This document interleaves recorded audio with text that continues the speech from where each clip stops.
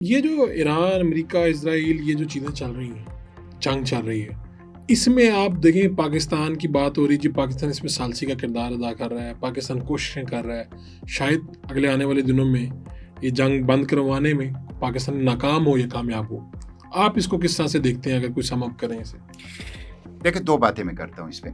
ایک تو جو ایران کے اوپر اسرائیل اور امریکہ کا حملہ ہے، اس میں ایران نے تاریخی کامیاب مظاہرہ کی، ٹھیک ہے، اور پوری دنیا مان رہی ہے. CIA کے سابقہ سربراہان بھی، ملٹری ایکسپرٹس خود امریکہ کے ٹرمپ کو شکست ہو چکی ہے. آج جب میں آپ کے بھی پروگرام میں آ رہا تھا تو میں نے ٹرمپ کا بیان پڑھا کہ وہ کہتے ہیں کہ ایران کے ساتھ کسی معاہدے کے بغیر ہی ہم جنگ ختم کر سکتے ہیں، معاہدے کی ضرورت نہیں ہے. وہ اتنی جلدی میں ہے. ہاں، یعنی وہ اتنی جلدی میں ہے، اور ایران کو مذاکرات سرنڈر تو دور کی بات ہے، شکست تسلیم کروانا، ہتھیار ڈلوانا تو دور کی بات ہے، مذاکرات کی میز تک نہیں لا سکے، اور بغیر مذاکرات کی اور کسی ایگریمنٹ تک پہنچے واپس جا رہا ہے. بدترین شکست. امریکی سامراجیت اپنا ہرمز میں ڈوب گئی.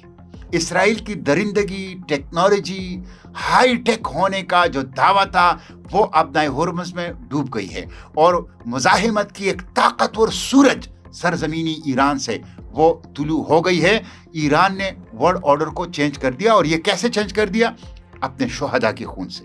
آپ دیکھیں، علی خامنائی خراج تحسین پیش کرتے ہیں، مجتبیٰ خامنائی نوجوان ان کو مکمل تعاون، یکجہتی کا یقین دلاتے ہیں، ایران کے عوام کو خراج تحسین پیش کرتے ہیں. تو سب سے پہلی چیز تو یہ ہے کہ دیکھیں، اصل چیز اسلحہ نہیں ہوتا، ایک فائٹ ول آف فائٹ ہوتا ہے، جو لڑنے کی، اپنی آزادی، حریت اور اپنی ساورنٹی، اپنی خود مختاری، اپنی عزت کے لیے ہر حد تک جانے کا جذبہ اور داعیہ ہوتا ہے، جو کہ ایران نے، اور یہی چیز فیصلہ کن ہوتا ہے.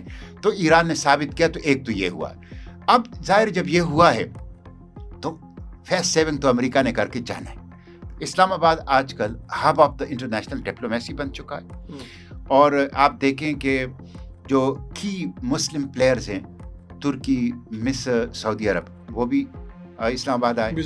پھر آپ دیکھیں ایران اور امریکہ، جو کہ دو مین متحارب پلیئرز ہیں، وہ بھی پاکستان کے اوپر. پھر آپ چائنا، وہ بھی. تو یہ بہت نیک شگون ہے، بہت اچھی بات ہے.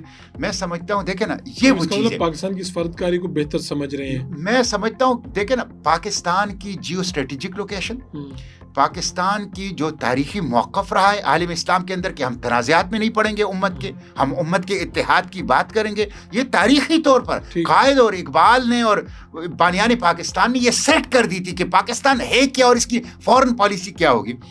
یہ اس بات کی علامت ہے کہ پاکستان بہت کچھ کر سکتا ہے، بہت کچھ کر سکتا ہے، اگر ایک ہمارا گھر آرڈر میں ہو، یہاں رول آف لا ہو، یہاں حقیقی معنوں میں سویلین سپریمیسی ہو، یہاں حقیقی معنوں میں ٹرو ڈیموکریسی ہو. ہماری پوٹینشیلز کتنی زیادہ ہیں، یعنی ابھی ہم نے دیکھا بہت کچھ کر سکتے ہیں. مشکل حالات میں بھی اگر پاکستان یہ سب کچھ اچیو دنیا کر کی رہا ہے، امیدوں کا مرکز ہے.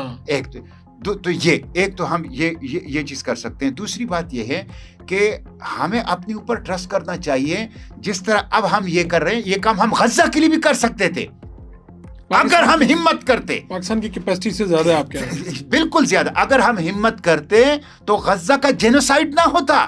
اگر ہم اسی طرح دنیا کو متحرک کرتے، آپ دیکھیں نا جس طرح ابھی متحرک ہوئے ہیں اور پوری دنیا تو ہم کر سکتے تھے. اس لیے پاکستان کو انتظار نہیں کرنا چاہیے، پرو ایکٹیولی فلسطین کے لیے، کشمیر کے لیے، امت کے مسائل کے لیے رول کرنا چاہیے.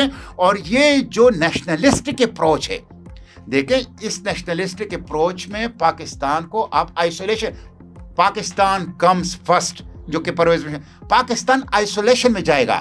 پاکستان کی روح جو ہے، جس طرح لیاقت علی خان نے کہا جب وہ امریکہ گیا اور انہوں نے کہا کہ ہم آپ کو خزانے کے منہ کھول دیں گے اور ڈالروں کی بارش کر دیں گے، آپ اسرائیل کو تسلیم کریں، تو اس نے کہا کہ فلسطین ہماری روح ہے اور روح برائے فروخت نہیں ہوتی. تو پاکستان کی روح حرمین شریفین ہے، پاکستان کی روح القدس ہے، پاکستان کی روح عالم اسلام ہے، پاکستان کی روح اسلام ہے.